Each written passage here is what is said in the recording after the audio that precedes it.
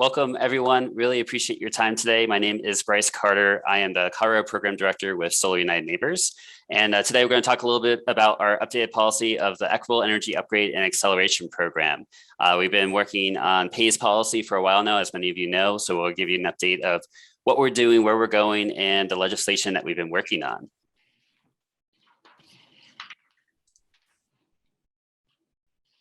There we go. And then Liz, if you wouldn't mind introducing yourself. Sure, thanks, Bryce. I'm Policy and Rural Energy Director at Solar United Neighbors and work with Bryce on Colorado policy. So I've been really involved in supporting this work. And I live in Nebraska, so close to Colorado. Yeah, we'll take it. And then I know Brett had his family has been sick, and then Saul will likely join us in a little bit, but Brett and Saul are lobbyists with Solar United Neighbors, so we're happy to have their support. And then I also just want to take a moment to acknowledge some of our partners that we've been working extensively with over the last year. This includes Liberty Homes, the Energy Efficiency Institute, Clean Energy Works, the NAACP State Conference with Colorado, Montana, Wyoming, Western Colorado Alliance, and Senator Hansen. So we, again, really appreciate the many hours of work that everyone's been able to contribute as we've worked directly with these partners and many of you on this call as we've looked at this policy and making sure it is equitable and inclusive and able to make a difference. So just to dive into things, I'll talk a little bit about policy to recap our intentions of what this is, what it is not, and then talk about how the legislation that we've been crafting has evolved. So first of all, to discuss what is the problem we're trying to solve. When we look at energy upgrades for a home, when we're talking about insulation, energy efficiency, conservation, going solar, we know that to improve the health, safety, and bill savings of a household, it does require significant upfront capital. And there are programs like grant weatherization funding, which are vitally important, but they also have limited availability. And then financing is out of reach for a lot of folks. So whether it's due to low FICO scores, the high cost of a loan, or just simply distrust of the financial system, a lot of people are hesitant to take on that credit because they may not prioritize these types of upgrades otherwise. And then lastly, we believe that there is a strong urgency to ensure disproportionately impacted communities are able to receive the benefits of a just renewable energy transition. And this is also in line of, as we deal with the climate crisis and seeing the impacts of frontline communities, we understand that this policy can build resilience and economic growth in areas that are disproportionately impacted. And so we do see, again, there's this energy efficiency coverage gap from those that are able to support traditional financing coverage, and then there's government coverage. And so that's part of the logic behind the work that we're doing. And so the policy, the general concept that we have been advocating for is called inclusive utility investments. Those energy improvements, those smart energy improvements I've discussed in this model are treated as a utility investment, as a capital improvement. That investment is tied to the utility meter and not the customer's credit worthiness. So there's no debt, there's no credit, there's no lien for the customer to go into. It's simply attached to the bill. And in this specific model, to qualify, specific and proven cost savings must be met, to protect the customer. So there has to be, through these improvements, cost savings realized to help reduce the energy bill. So that way it is something that will provide savings for that customer. And so you can see in the graphic provided by Liberty Homes at the bottom, essentially you have your utility that then invests that capital to make those improvements. And they use a third-party operator that is able to go out, do the home energy analysis and identify improvements that would help save money. They would then work with a contractor to deploy that work, and they would get paid by the utility. And then the customers will realize their savings while also paying back that investment for a specialized tariff on their utility bill. Now, this is one thing that's important. We know that there are a lot of stakeholders that have been working with Xcel Energy and others in terms of on-bill financing. And I want to make absolutely clear in terms of Solar United Neighbors, we are not opposed to a transparent on-bill financing option to support those energy improvements. And in fact, we think that an inclusive utility investment program is a yes and circumstance where on-bill financing can actually work in conjunction with this inclusive utility investment. So providing customers that additional option where they can select upgrades that will be able to provide projected savings. And in some cases, if those savings don't fall in line with the safety guards that a inclusive utility investment option. Webinar. Barbara, if you wouldn't mind muting yourself. Solar, making. I see, I just muted her. Okay. And then being able to, support those projected savings for equitable energy upgrades. Johnny, I see you have a question. I'm going to run through the presentation really quickly, and then we'll begin the dialogue and answer questions if that's all right with you. All right, thank you. So I want to circle back. So pay as you save is a specific trademark policy that is based on inclusive utility investment. And this is a model that has been proven to work in multiple markets that have specific implementation rules. One of them that we've discussed at length in the past is the 80% rule.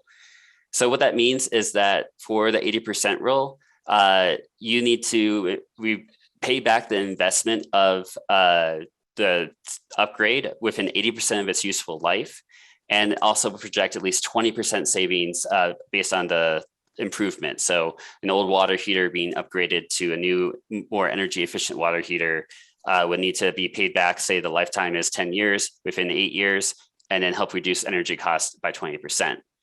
If the upgrade is outside of that rule, the customer would need to pay a copay upfront to be able to make sure that those improvements would qualify.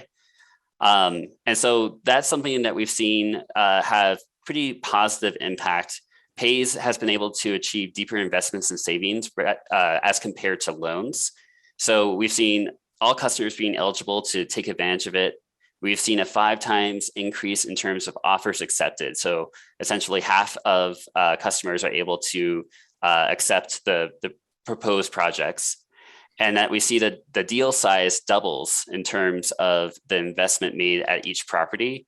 And because savings are being realized, the default rate falls by a factor of 10 compared to standard loan offerings. Now, I do want to emphasize the comparison between a model like pay as you save or on-bill financing. And first and foremost, with a model like pay as you save, the upgrades are considered capital improvements and owned by the utility until that cost recovery is complete. And then that ownership will go back toward the customer. Compared to on-bill financing, depending on that program design, the utility may operate like a bank and would face additional regulatory requirements for that. As I mentioned, within the pay as you save or inclusive utility investment structure, estimated savings must exceed cost. So there are savings realized from day one of that program being implemented. Whereas on-bill financing, the customer could see increased cost. And another important consideration when it comes to equity between these two programs is that the transfer of an account of a new customer within an inclusive utility investment means that that new customer is going to continue to realize those savings, versus for on-bill financing mechanism for those investments can result in higher bills and energy inequity for future customers. So then, depending on the model that on-bill financing has, with inclusive utility investment, they look at the opportunity at the location versus, again, the person's credit worthiness. And then there is disconnection for non-payment within the inclusive utility investment program, though, again, we've seen a very minimal loss rate that has come up across the active programs to pay as you save. Versus for kind of standard loans, it's 3 to 5% loss rate. And then we recently heard that even with the on-bill financing program, they're expecting a 1 to 3% loss for that type of program. So again, there's some clear differences in how these programs operate and what they can deliver. Hey, Bryce, this is Saul. Sorry, neither Hansen or I could find the Zoom link. It took us forever. We had to dig it up, so he should be joining close soon. I just sent it to him. All right, thank you very much, Saul. I really appreciate that. Oh, and there he is. Yep. Great.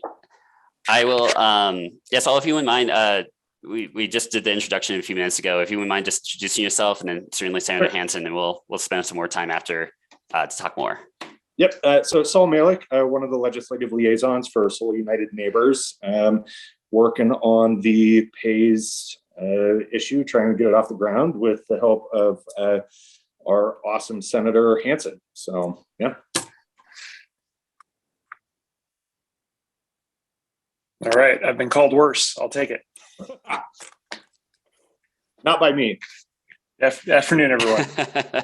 And Senator Hansen, if you wouldn't mind just introducing yourself really quickly, and then we'll loop back to you in a few minutes here. Oh, sure. Yeah. Chris Hansen, State Senator, East Denver. Great. Thank you. We really appreciate it. So yeah, continuing on with the presentation here, I just want to cover a couple updates of since we last talked, I guess 6 to 8 months ago, how things have evolved with our legislation and some of the considerations. So first of all, just a huge appreciation out to all of our stakeholders on this call and elsewhere that we've had numerous dialogues with. Your input has been extremely influential in how we've been able to design this program. And we're very close to finalizing our draft language. We're working with the drafter on just a final couple questions. And then we will be sharing this language out with all of you and continue to solicit your feedback. I do want to emphasize our overall updated strategy is that we are working toward having Colorado legislature proclaim their support for an equitable energy investment program by directing the Public Utilities Commission to evaluate and determine an inclusive utility investment program that is in the best interest of Coloradans for investor-owned utilities. So we're no longer specifically asking for pays, but through that process that we're creating at the Public Utilities Commission, we are going to be advocating for pays, knowing that the 80% rule has been demonstrated to be effective in the various markets in establishing and supporting consumer protections. Also, we have had extensive conversations regarding equity and how this bill ties into that. And due to precedent, as we've seen similar policies passed in other states and enforceability, we're moving that conversation on how we best serve residents of disproportionately impacted communities into the Public Utility Commission process. And that's where we're going to emphasize special considerations for serving those communities, including targeted marketing, engagement and communications with groups and programs already serving those communities, requiring each utility to ensure that a minimum percentage of participants are from a disproportionately impacted community. And we're going to advocate for that to be as high as possible to make an impact. And then having continued evaluation of its impact. I also want to identify electrification has been certainly a major talking point for many of the stakeholders here. As of now, with our legislation, we are not permitting gas appliance upgrades. We are asking the PUC to explore providing strategies such as subsidizing the tariff program with additional revenue received by the utility. Though I do want to flag, I think there's a lot more conversations to happen on this topic because this will significantly limit the program's impact. So we're going to be engaging more with conversations moving forward. I also want to acknowledge if there are considerations that have not been included in how we've redrafted the bill. Part of this is we've worked to streamline the bill, so it's very clear with the guardrails we plan to have versus having a very extensive and untenable 24-page bill where it explicitly lays out all the requirements within the pay-as-you-say structure. So we do want to facilitate more dialogue. We want to make sure that your interests and concerns and opportunities for engagement are going to be incorporated into this process. So if there's anything missing in the legislation as it comes out that you feel would support making sure your voice is included in this process, please let us know and we will certainly take that into consideration. So with that, Liz, I'm going to pass the reins to you to talk just a little bit more about the bill, and then I would love to bring it back to Senator Hansen.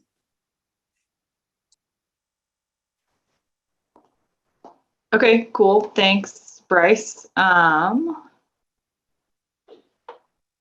you can move to the next slide. I think Bryce has covered a lot of this in his conversation so far, but just to reiterate that the bill basically sends this to the Colorado Public Utilities Commission, or PUC, to come up with specific rules. And as drafted, it would apply to investor-owned utilities in Colorado. So it'll be Xcel and Black Hills Energy, those two. It would, as written, gives each utility 120 days after Utilities Commission drafts rules to respond with their plan. And, you know, Bryce has already covered a lot of the other pieces, but includes tariff charge and projected bill savings, allows upfront payments if needed, requires a third-party program operator to run the program so that, it's someone who, so the contractors aren't able to get away with whatever they want that's in their best interest, or the utility does whatever they want, that there's someone who's sort of moderating that for the consumer's best interest. And then in terms of key things that set apart this sort of legislation and this vision, a lot of this is reiterating things Bryce has mentioned, but we're talking about reducing future energy bills at a location. We're talking about, I just mentioned the third party and the importance of that. We think that programs like this will have higher adoption rates and really help us meet the goals that Colorado has set around clean energy and addressing climate, and really address equity and access to the benefits of that clean energy economy. And then, additional funding can be leveraged beyond the program to help make sure that specific, key upgrades that we want to see, for example, electrification, are able to fit into the program. But that will require, additional work around rates or incentives and whatnot. And then, as we highlighted already, it's trying to prioritize disproportionately impacted and marginalized communities. All right, passing it over to Senator Hansen. All right. Well, yeah, thanks for a few minutes to meet with this group. Just to kind of provide a little bit of a process overview. I think I had a chance to talk with the PAYS advocates last year about bill ideas. This year was able to work with them to get some initial drafts prepared, which is what brings us into this part of the process. I think my initial interest in this was really trying to improve on and extend, what we've done with the RPACE and CPACE programs. I think the difficulties with RPACE are pretty well known by folks on this call, and looking for, adding some additional tools in the toolkit to speed this work and to deliver faster savings to ratepayers and to customers. So that's kind of where my interest started and continues. And, I think really asking the PAYS advocates,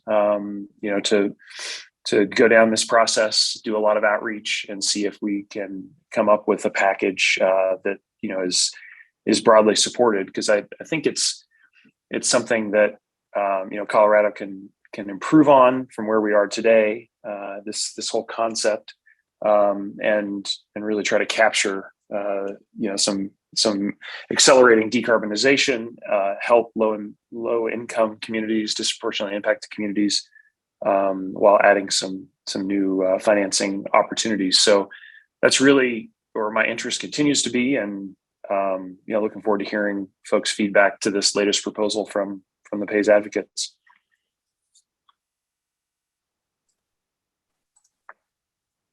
Thank you, Senator Hansen. And I think with the conversations we've had for the last year, this dialogue today is simply just allowing us to restart the conversation. We've had a lot of conversations last week or so. We've had a conversation with Xcel Energy just recently, and we just want to let folks know that we're still moving forward, and we're eager to get the draft language in everyone's hands to get your feedback. And we would really appreciate getting your support as well as we move forward with this process, because we believe that this inclusive utility investment program will be able to create new opportunities in Colorado and really complement programs like on-bill financing to build an impact and be more inclusive. So with that, I would love to open up the floor for discussions and go from there. And maybe Johnny, I know you raised your hand during the presentation. I don't know if you wanted to kick things off, and then we can go from there. Happy to do so. Thanks, Bryce. Thanks, Senator Hansen. For those who don't know me, I'm the renewable energy specialist for the city and county of Denver. I think we're really excited about the work that you all are putting into this and thinking about this inclusive financing option. Obviously, very supportive of not perpetuating investments in any new gas appliances and really focusing on electrification. You raised it in one of your slides, talking about that challenge of requiring projected energy bill savings. But we also recognize that electrification in some cases with low natural gas prices can cause utility bills to go up. So even if an upfront rebate, completely covers the cost of the installation, on the back end, the customer might still have an increase in their bills, which puts a very dampening effect on our electrification goals. So I'm curious to hear, what some of the solutions are to help overcome this challenge, and where this legislation might help to bring us forward and not, take a step forward, but then we're still stuck with that barrier. Well, what I can start with is, in terms of electrification, it's true that typically we will see cost increases there. And the way we've looked at this legislation, part of the conversation is there a way when additional revenue is made off of the electrification and increase in purchasing electricity to support some of that money coming back to tie into the tariff so that there are cost savings, and have a phase out plan. So as the tariff matures and cost recovery becomes complete, those costs are incorporated. That's really part of the conversation we think is appropriate for the Public Utilities Commission to look at this. And there's also options where we are supportive of, there could be a tie-in to on-bill financing where, as long as the customer has transparency, they could subdivide their proposal where inclusive utility investments for things like insulation that will be able to have those types of savings could be done in tandem when you're looking at on-bill financing to support electrification of a home, as long as the homeowner and the customer understands that might result or will result in them having a higher electric bill. Our goal with this legislation is to make sure that customers that take advantage of this understand at the end of the day, the expectation is that they will have energy savings and cost savings associated with their bill. And we want to be able to have the flexibility within the design of this, where there is an upfront copay, for instance, to offset anything that may not fit within the cost savings established within the program. Other programs like weatherization grants can support that cost, and making sure that, again, the principle of those cost savings are being realized by the customer. And Carolyn, go ahead. I see you have your hand raised. Great, thank you. And again, I'm Carolyn Elam. I'm the Energy Systems Senior Manager for the City of Boulder. And first, Bryce, I can appreciate you bringing us together. As you know, we are very strong advocates of pursuing a tariff on bill program. And I think, just to reiterate, some of our ongoing concerns is really this tie to energy savings, and how that narrows us down to a path that I think is too narrow to accomplish our state goals, and also really unfeasible to deliver on without substantial administrative cost that gets passed on. So thinking about the volatility of our gas pricing, or the uncertainty around what constitutes savings over time, just drives you to spend more money on oversight than it does in actually delivering the value to the customer. So I think that's one point I just like to emphasize. I very much think that consumer protections should be delivered through transparency more so than energy savings, so that people are empowered to make the choices that meet their needs through this model, as opposed to just narrowing it down to folks who will realize immediate savings.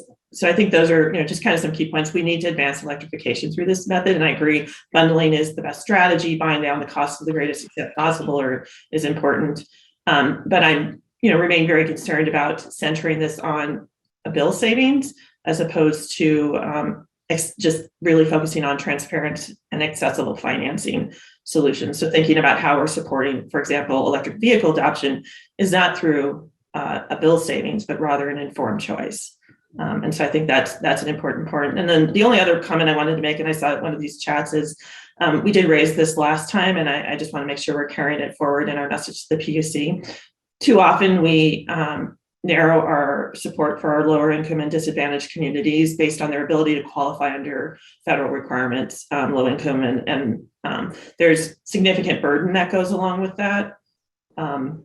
And I think there are better ways to target communities and demonstrate adoption and participation, that doesn't put that burden on our end customers having to submit all their financial records and go through these barriers. It's a significant barrier to participation in our existing programs, and I wouldn't want to perpetuate that. And I guess one final thought is just, again, I mentioned the administrative burden. I understand the desire for creating some separation between the utility and an administrator. I'm not 100% sure that's necessary.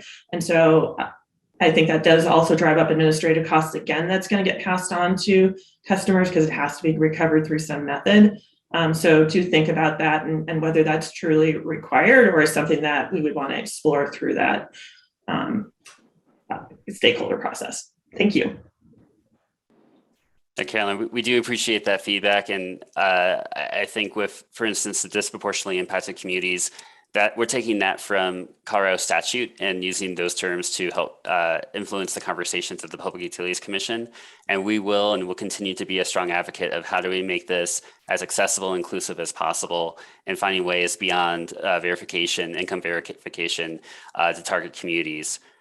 We have, as we've been looking at language, assessed neighborhood targeting. So if you're just in a specific neighborhood or zip code, you would automatically qualify for the benefits. And those are part of the conversations that we invite you to be part of as we continue to advocate for this as we go into the Utility Commission process. One clarifying question I have is I do hear your concerns just about the administrative overhead, but given that I know there are on-bill financing options that are being developed by Xcel Energy and other stakeholders, where I think electrification can have a pathway moving forward. Certainly, we don't expect this policy to supersede that. Again, we think this can complement it. So I want to understand a little bit more of your concern of specifically with electrification and this inclusive utility investment program. Do you not see that it could be complementary just on that topic alone?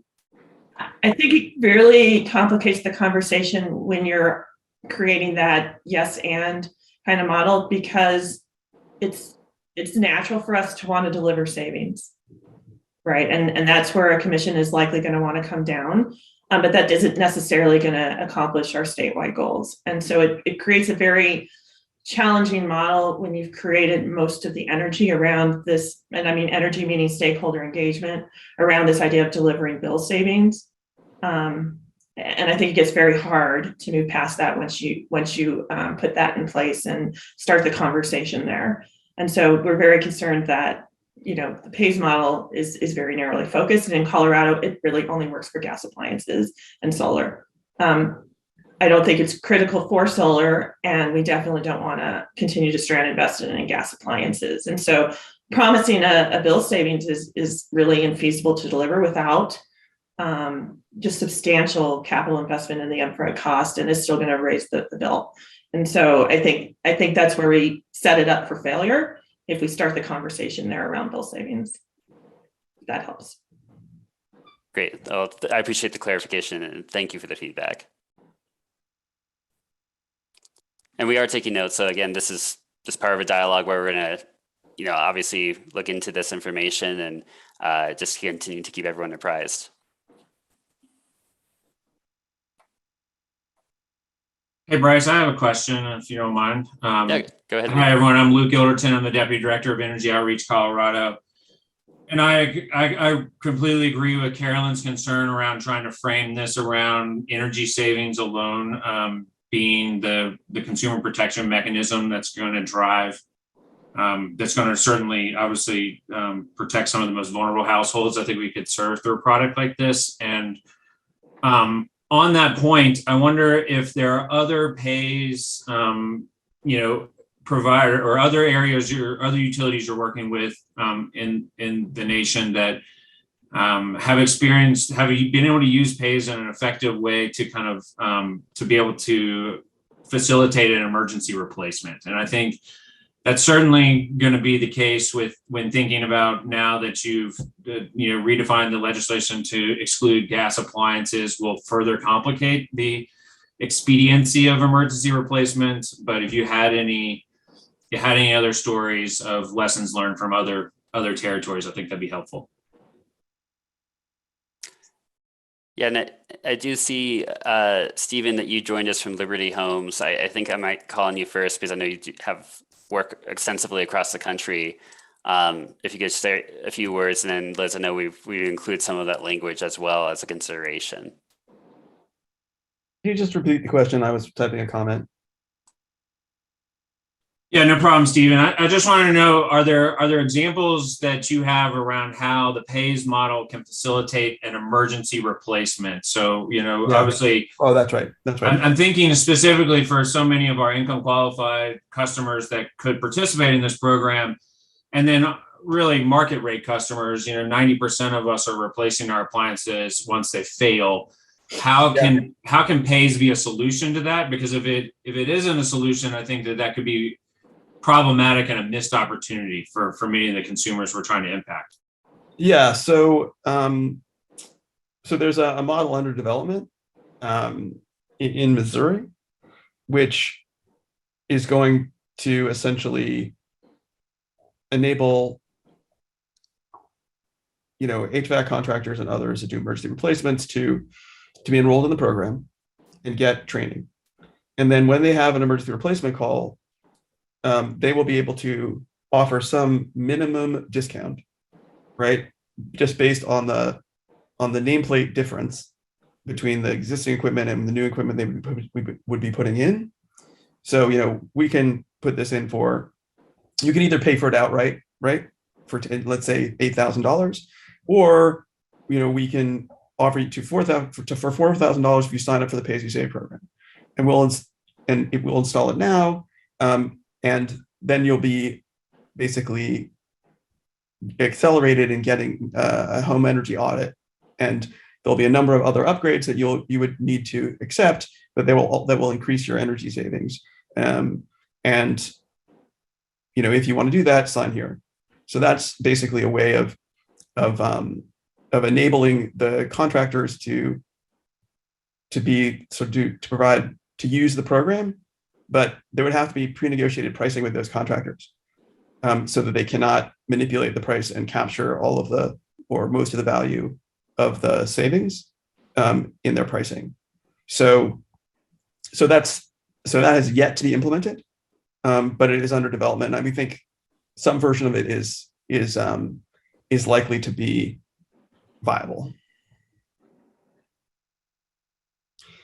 I do want to emphasize here that the point about the need for not relying only on bill savings, I think it's an important one, but I want to emphasize something, which is that, first of all, inclusive utility investment actually is not predicated per se on, let's say, electricity bill savings only, or even electricity and gas bill savings only. It's on energy bill savings.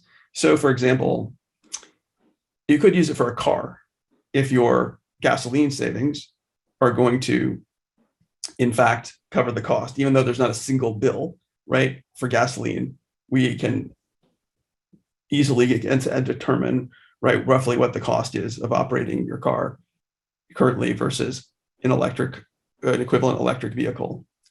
Secondarily, the total amount of money that is invested into the upgrades is limited for the utility right now under these programs to those upgrades which can pay for themselves with some margin of some safety margin. But it is not limited overall. So if, for example, there are enough savings to pay for all the weatherization and half of a new HVAC system for your home, you'll usually be given two options. You can get just weatherization upgrades, or you can get weatherization and HVAC upgrades if you are willing to pay for the difference, right, that the savings will not cover. So I just want to make it absolutely clear that people are not restricted under these programs from basically investing in things that are going to cost them money if they wish to do so, but merely that they are given at least one offer in which they don't have to pay anything. And that, of course, is increasingly important as you move down the income scale, right? we found that market rate customers are perfectly willing to pay thousands of dollars in copay.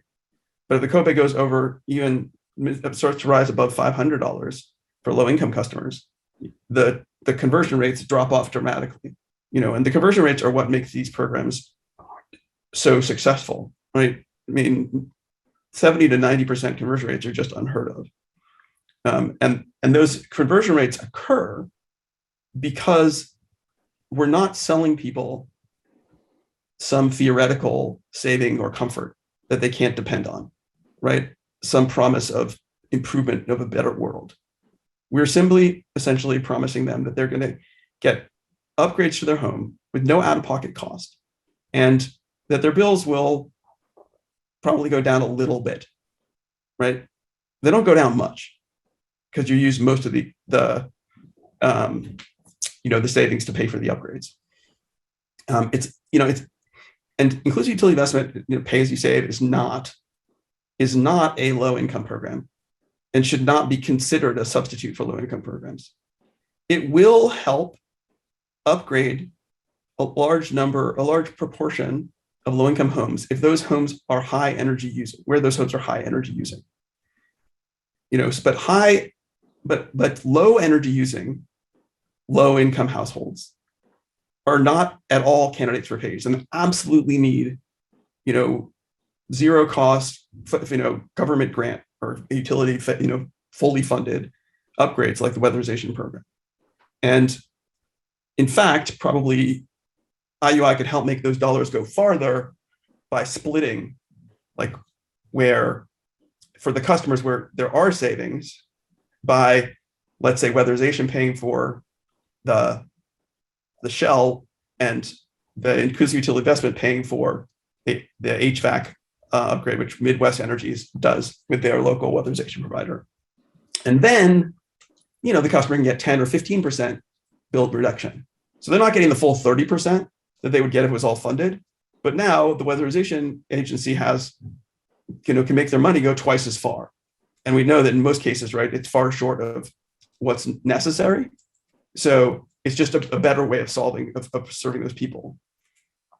To the city of Denver's concern about, not wanting to advance its electrification goals, I think that's absolutely laudatory. And, I would just point out here again that this program doesn't restrict them in that ability. Now, it doesn't solve the problem that they're going to have for low income households, right? And it should not be seen as doing so. And I would say you need a different bill, and you need the advocates across the board that are advocating for weatherization funding and affordable housing, and for pay as you save, inclusive utility investment, to have a unified, sort of issue education campaign. Because a large number of these low income households are deferred because the homes have structural issues. And those are like $20,000 to repair. But that way you get to keep a unit on the market. Yeah, thank you, Stephen. And I know we have more questions to answer, so we're going to get to a couple of those now.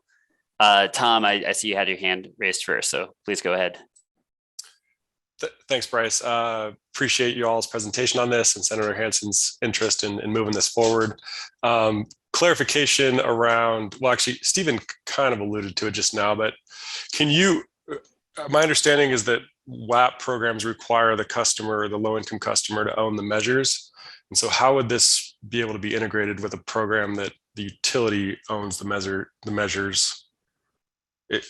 How does that work? And maybe that's a clarification that CO or EOC could help with as well. And then also my second question is just, can you just confirm with me the utility motivation for this? I just trying to understand the concept on a very basic level here. Thanks. Bryce, do you want me to take that?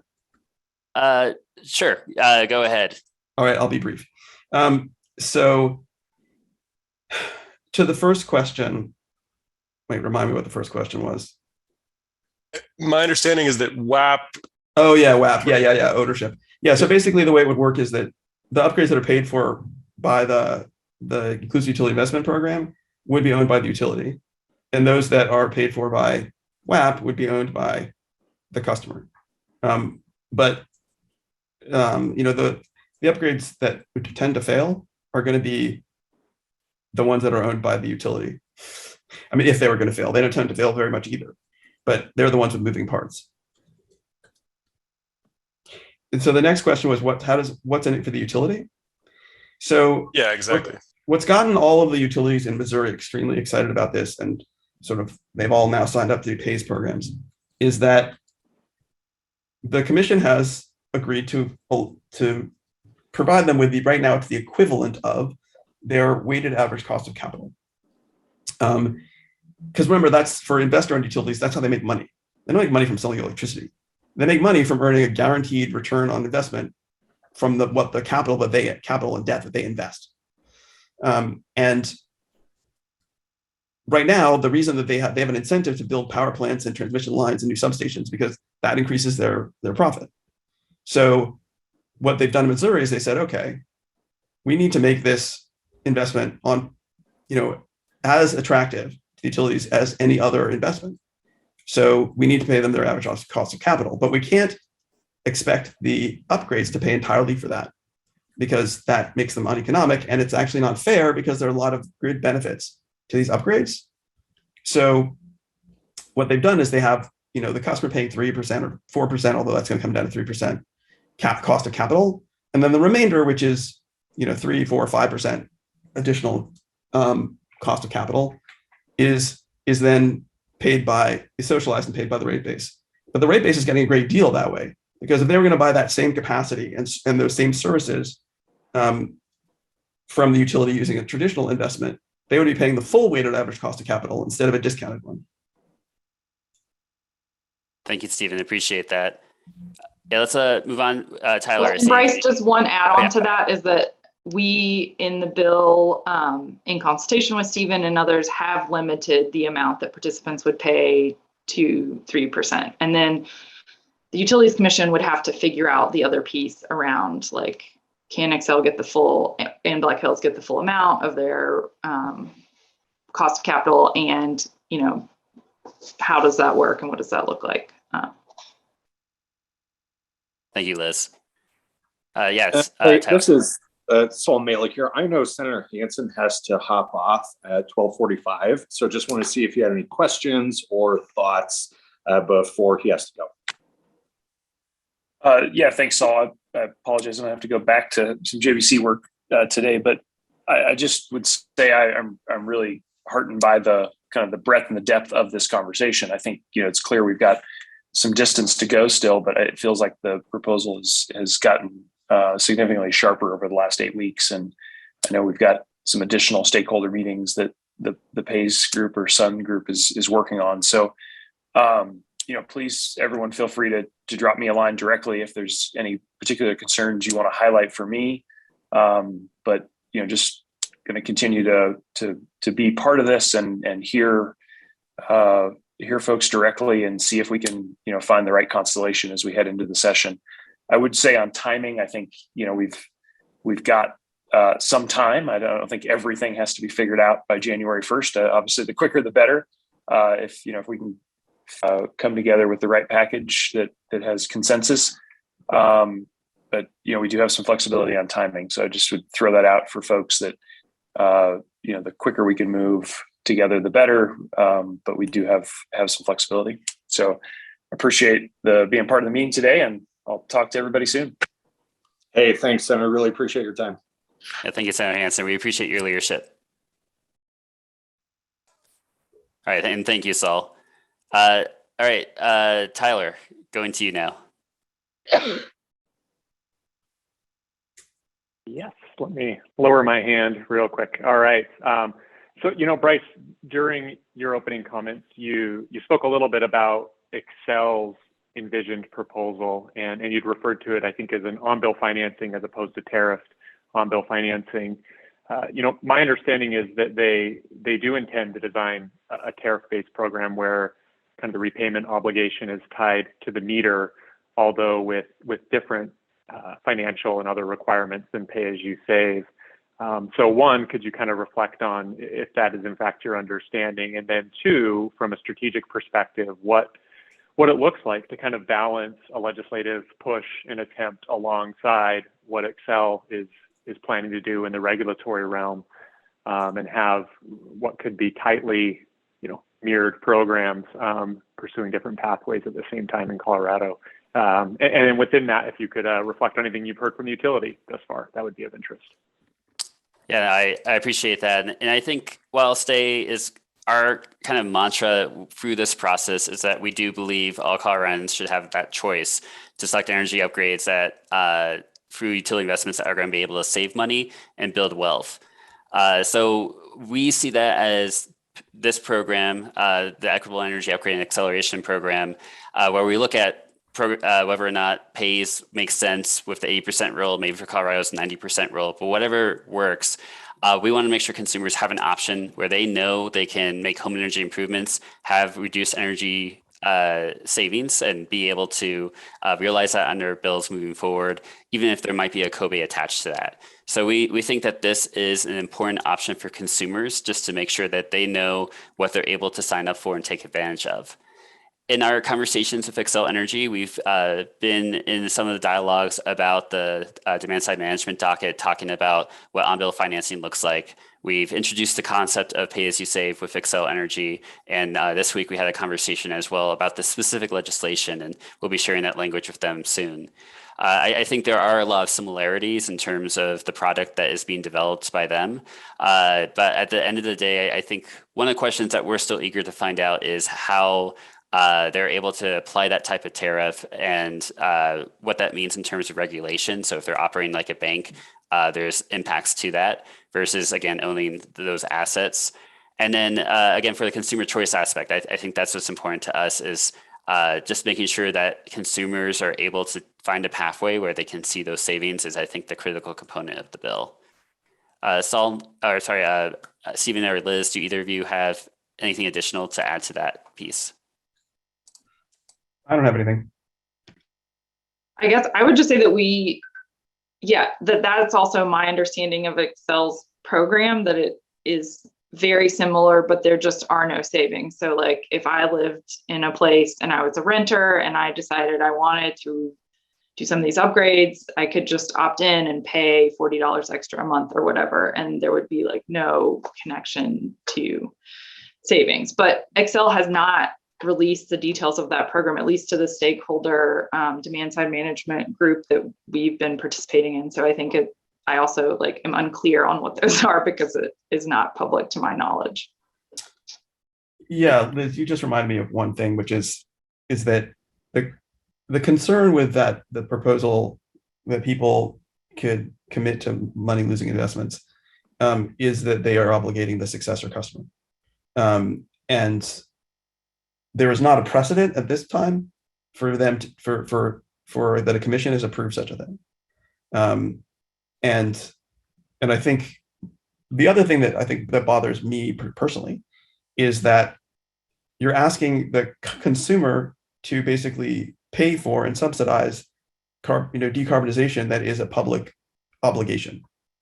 And so if we think it's something that needs to be done and the utility is going to benefit from it in terms of meeting its goals, whether they're state mandated or otherwise, that it should be something that the utility pays for the difference in the cost, and that could be taken out of the rate base, and it could be another form of investment, just like a power plant. So Bryce, I just wanted to provide one clarification on Stephen's comment, as well as just some timing on Xcel, and something for you all to consider is that there is this ongoing process that's going on with Xcel and their proposed program that we expect to be litigated at the Utility Commission over the summer. And I think they're still on a trajectory for doing so through a strategic issues filing. And so just knowing that that's going to be out there at a comparable time. And then I do think that they do intend to bring the stakeholders back and roll that out. To Stephen's point, there actually is precedent in place now today for through the commission for obligating future owners to incurring costs through a utility program, specifically on the electric vehicle infrastructure side. So there's multiple programs in place on residential and commercial. that puts infrastructure in place that's an increase in bill costs that future owners would be obligated to incur. And so I just wanted to clarify that precedent is there. It hasn't been on a pays model.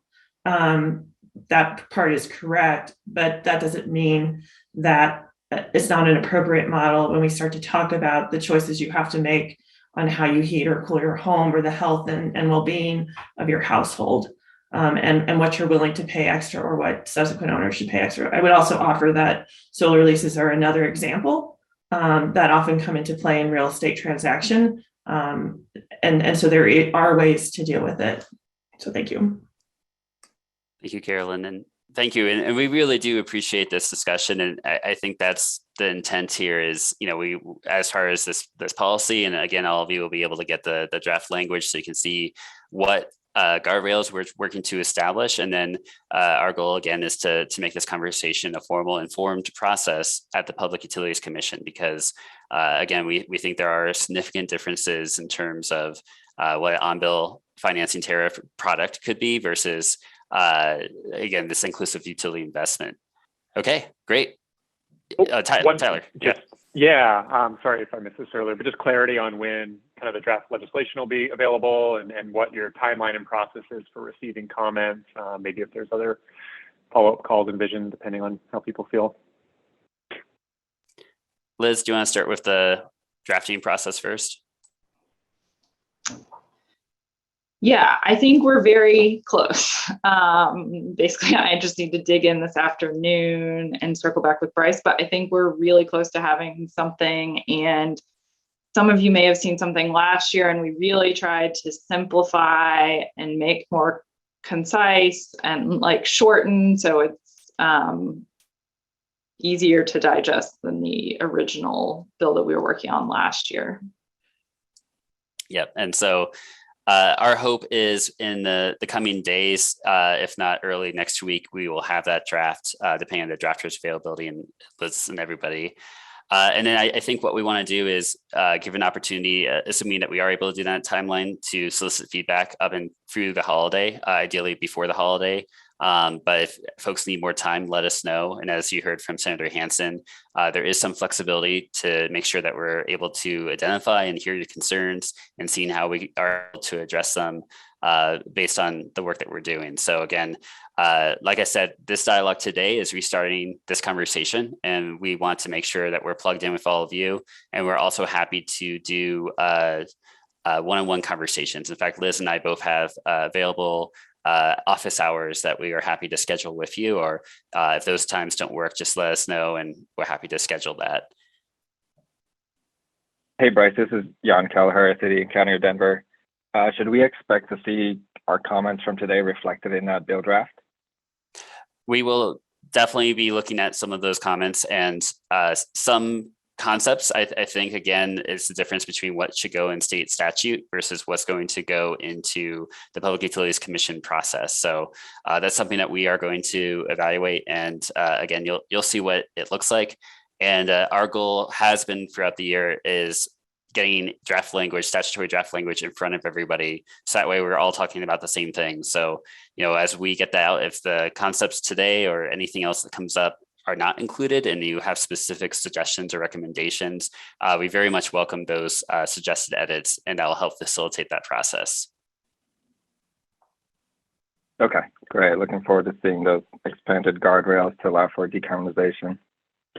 Yep, and like I said, I think right now, I know the key component is electrification. We're keeping that in, and that's going to be an ongoing conversation because it does restrict some of the impact that inclusive utility investment will have, but it provides an opportunity to have additional rebates and other funding complement. So I think exactly how that can best be leveraged is, again, part of that future conversation. And again, our appreciation goes out to everyone. It's not every day we are able to get 36 people together on the call and have this type of dialogue. So again, our appreciation for your time in this capacity, and then we welcome everyone's feedback and to continue the conversation from today. So if we don't otherwise get in touch, I just want to say happy holidays to everybody. We appreciate all of your work because I know all of you are doing really cool, impactful things And then, yeah, we'll be in touch through the holidays and go into legislative session.